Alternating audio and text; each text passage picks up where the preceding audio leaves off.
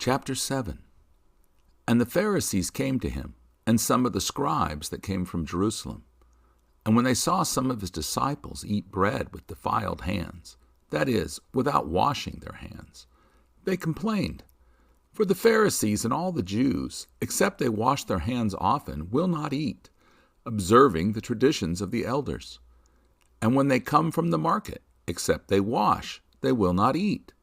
And many other things which they have taken upon them to observe, as the washing of cups and cruses and of brazen vessels and of tables.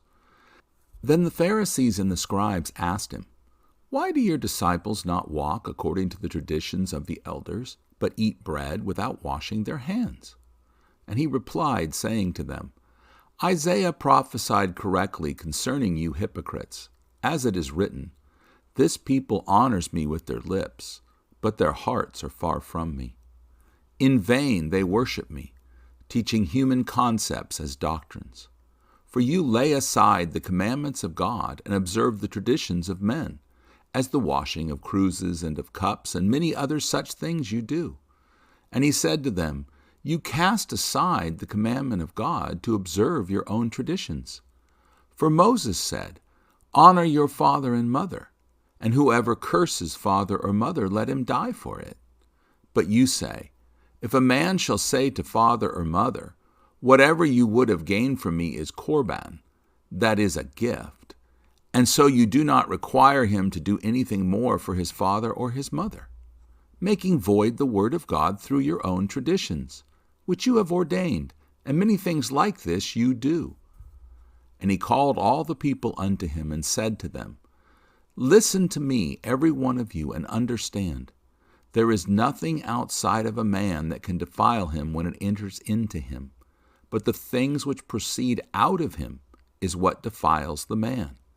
If any man has ears to hear, let him hear. And when he went into the house away from the people, his disciples asked him about the parable. And he said to them, Are you still without understanding? Do you still not perceive that whatever enters into a man from without cannot defile him? Because it enters not into his heart, but into the belly, and then goes out into the waste that purges out all foods? And he said, That which defiles a man comes out of a man.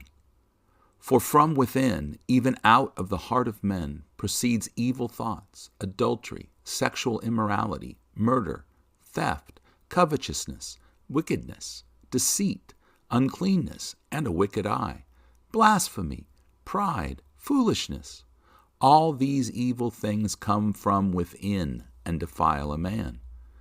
And from there he got up and went into the borders of Tyre and Sidon, and entered into a house and desired that no one would know about it. But he could not be hidden. For a certain woman, whose daughter had an unclean spirit, heard of him, and came and fell at his feet. The woman was a Greek out of Syrophoenicia, and she asked him if he would cast the demon out of her daughter. Jesus said to her, Let the children be filled first, for it is not right to take the children's bread and throw it to the dogs. She answered and said to him, This is true, Master. But still, the dogs also eat the children's crumbs from under the table. And he said to her, For this saying, Go your way, the demon has gone out of your daughter. And when she had come home to her house, she found that the demon had departed, and her daughter was lying on the bed. And he departed again from the coast of Tyre and Sidon, and came unto the Sea of Galilee, through the midst of the coasts of Decapolis. And they brought to him one who was deaf, having a speech impediment, and they appealed to him to lay his hand on him. And he took him away from the crowd to be alone, and he thrust his fingers into his ears and spit, taking hold of his tongue, and looking up into heaven, he groaned, and he said, Ephphatha, that is, be opened. And immediately his ears were opened, and the bond of his tongue was loosed, and he spoke plainly, and he commanded them that they should tell no man.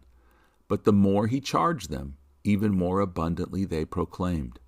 And they were astonished beyond measure, saying, He has done all things well, and has made both the deaf to hear and the mute to speak.